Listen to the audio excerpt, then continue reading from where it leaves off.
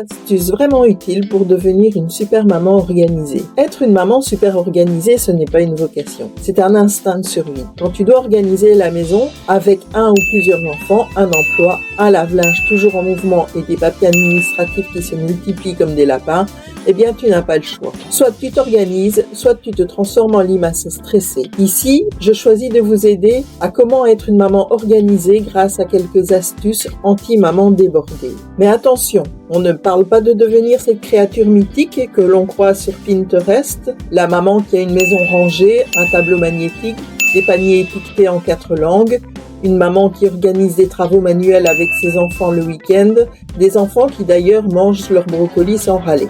Non, on ne parle pas de cette maman-là. On parle de toi, maman du quotidien, avec une charge mentale explosée, avec ton agenda griffonné, ton micro-ondes loyal et tes ambitions raisonnables.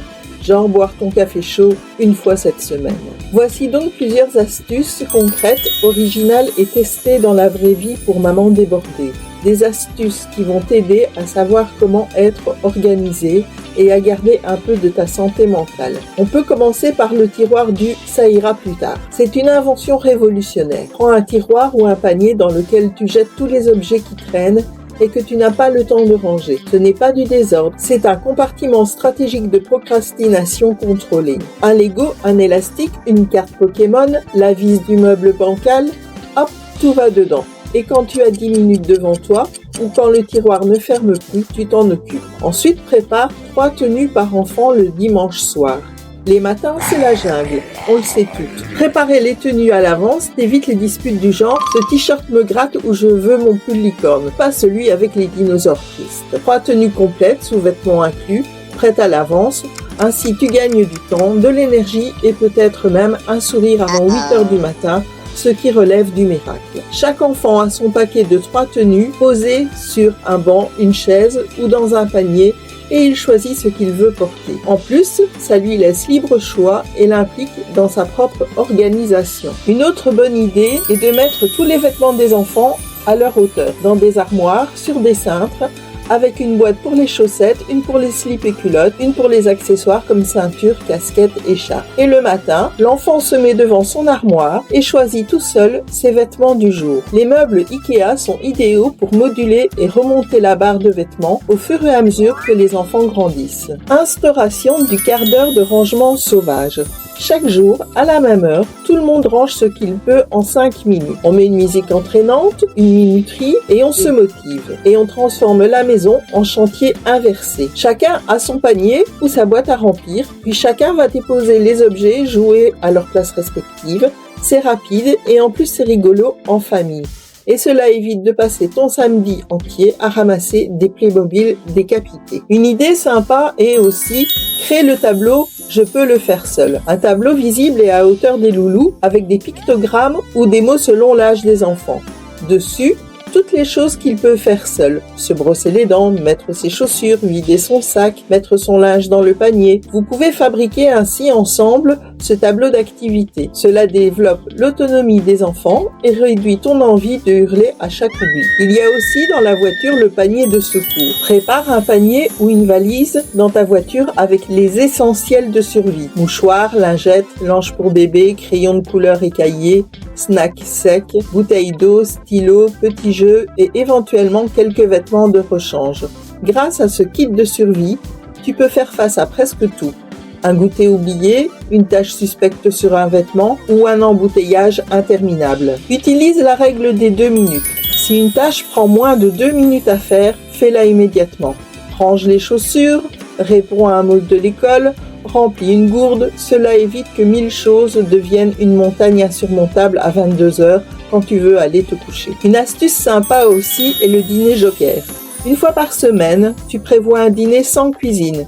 Pique-nique dans le salon, sandwich rigolo, céréales en pyjama.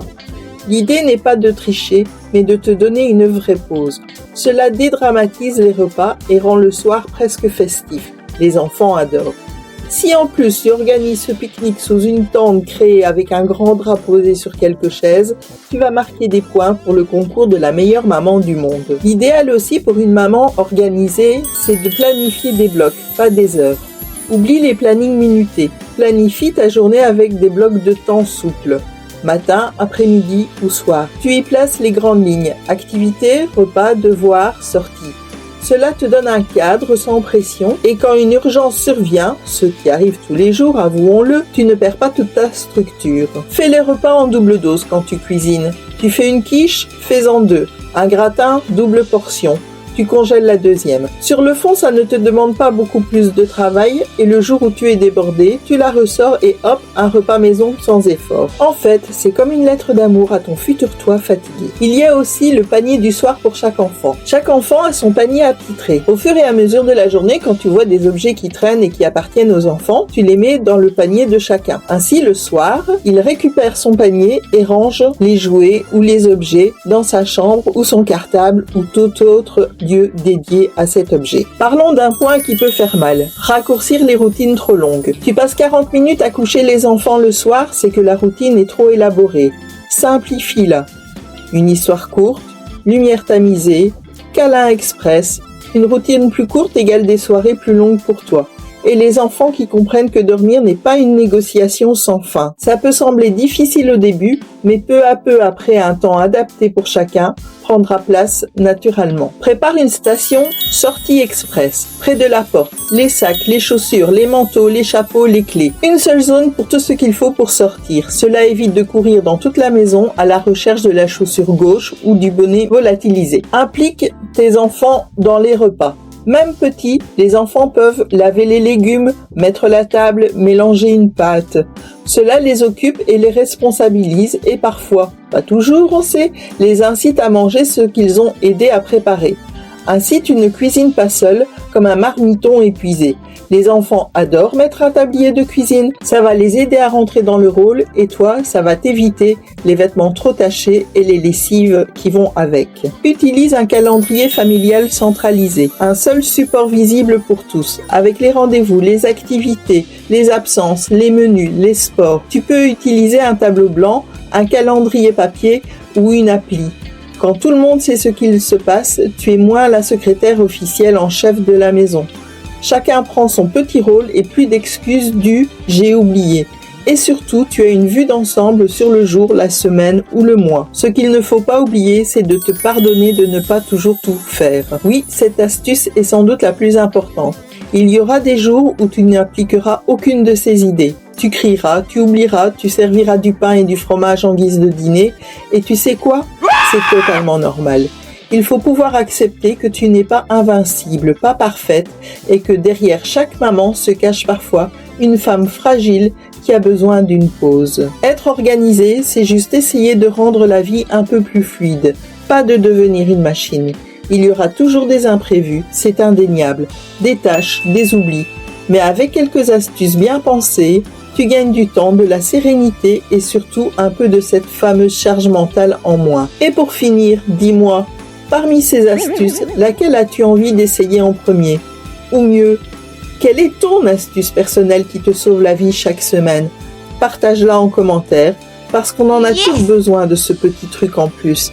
Et si cette vidéo t'a fait sourire ou t'a donné un coup de pouce pour ta logistique familiale, pense à t'abonner.